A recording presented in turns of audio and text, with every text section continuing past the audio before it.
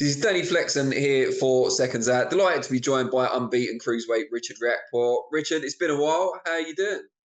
Yeah, it's been a minute. It's been a minute, but we're here now. It's nice to see you again. Nice to chat to you again.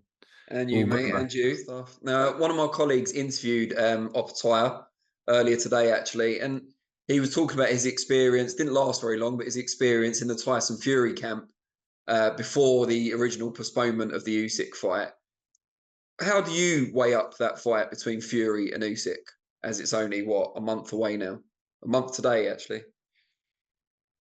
Yeah, so that camp, somebody that was actually in the camp, I think there was a lot of things going around saying that he knocked out Thingy or battered. Yeah, he dropped him apparently. He denies it, Opetaia, by the way. I actually heard the opposite. I heard the exact opposite. And he left the camp for whatever reason. I don't know. Maybe he had his fight and stuff like that.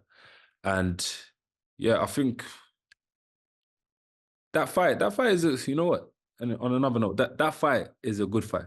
You know, I think that fight is a tricky fight for Fury. It's a very tricky fight for Fury, and it's also a tricky fight for Usyk because of his size and his boxing IQ and his ability to be agile. I don't know if he's going to be the same. You know, that type of old school Fury where he's just bouncing, faint. I don't know. You know, we're going to see because he might have a totally different game plan for this fight.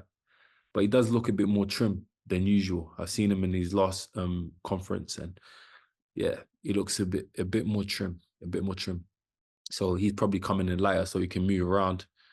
And I don't think I don't think in this fight he's going to be able to lean too much on Usyk. I think Usyk has definitely been working on his movement, so it's gonna be tough for Fury. But Fury, you know, he's got that. He's a Gypsy King. You know what I'm saying? He's a Gypsy warrior, so he's gonna find a way to upset this guy. But at the same time, I just feel like Usyk has got that mentality. This guy is cut from a different cloth, and I feel like he's actually a special fighter. You know, IQ, boxing IQ, reflexes, ability to think under pressure, reaction time, southpaw. He's got everything. It's a nightmare fight for anybody. That's the truth. So, but yeah, if I'm gonna lean to anybody, I'll lean a little bit to Usyk, but you know, if it's only a little bit, man. It's only a little bit. I think it's a 50-50. And on the Opetaia thing, you said you heard the exact opposite. Does that mean you heard that Fury dropped Opetaia in sparring? I didn't hear he dropped him, but I heard he roughed him up. Let's just put it that way. That's what I heard. And that's from someone in the camp, like someone you trust. No comment. I'm not asking for a name. I'm not an undercover fed. I'm just saying. Do you trust their opinion? That's all. Yes, but it's 100%. fine. We can move on from that.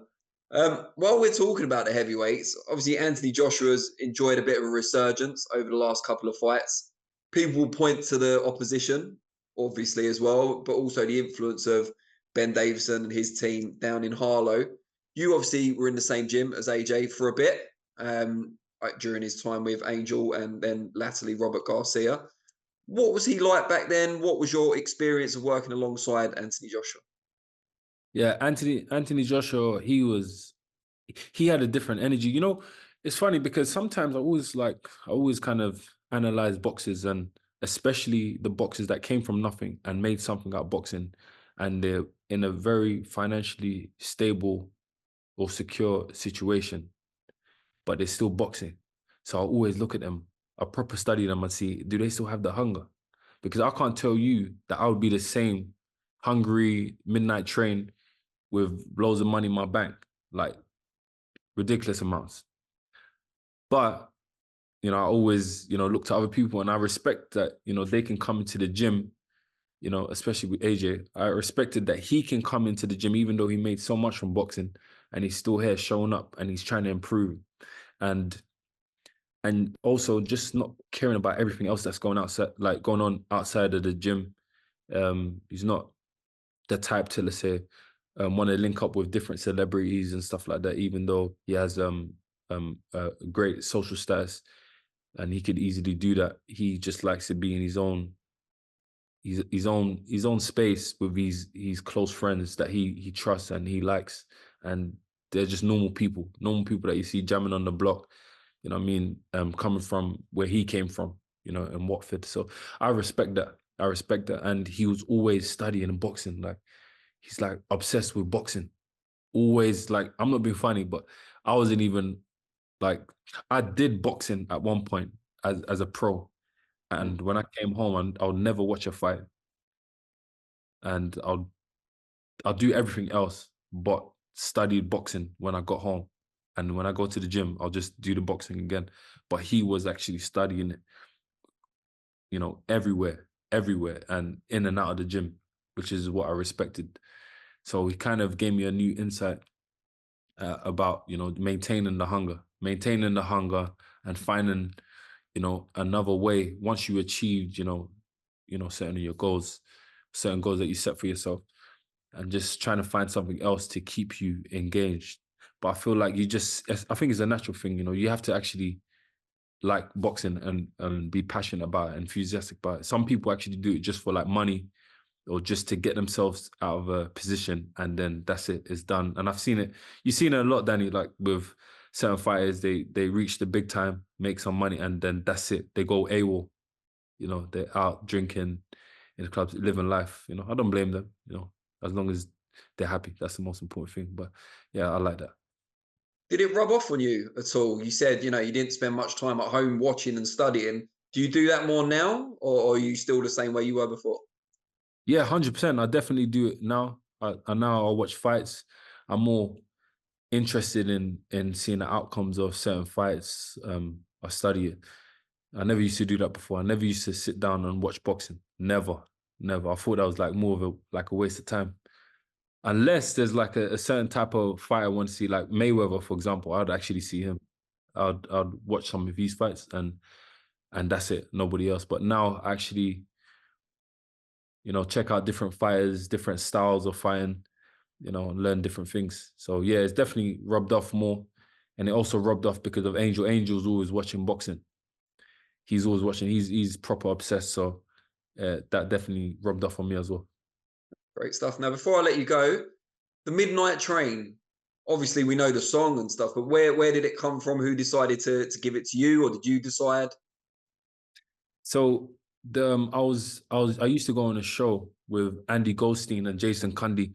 This was probably back in 2019, On Talksport. 2020. Yeah, Talksport. And they used to have their own show. And they used to ask me if I haven't had a nickname. I used to tell them I didn't have a nickname. They'll always ask me if I got a nickname. And they said, okay, look, Rich, how about we get you a nickname now? Let's ask the listeners to call in. So they called in and started giving me a bunch of nicknames, to Dark Vader, Dark Horse, all of this stuff, and a Midnight Train. Darth Vader and Darth. Dark Horse, all I this. don't want to. I don't want to say anything about the Talksport listeners, but I'm getting a certain vibe from some of these Yeah, suggestions.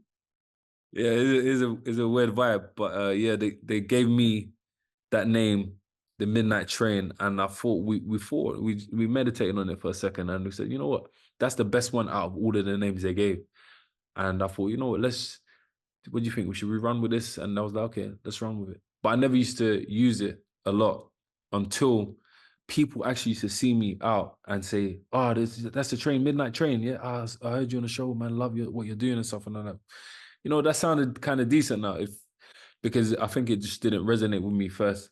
But then I think I started to become it more, like coming forward when I fight now and just trying to go through them. You know what I'm saying? That's the intention. You know what I'm saying? That's the intention that I have. So yeah, it has a nice ring to it. So now people all over the world, they say the Midnight Train, and it sounds good. What do you think? Do you like it?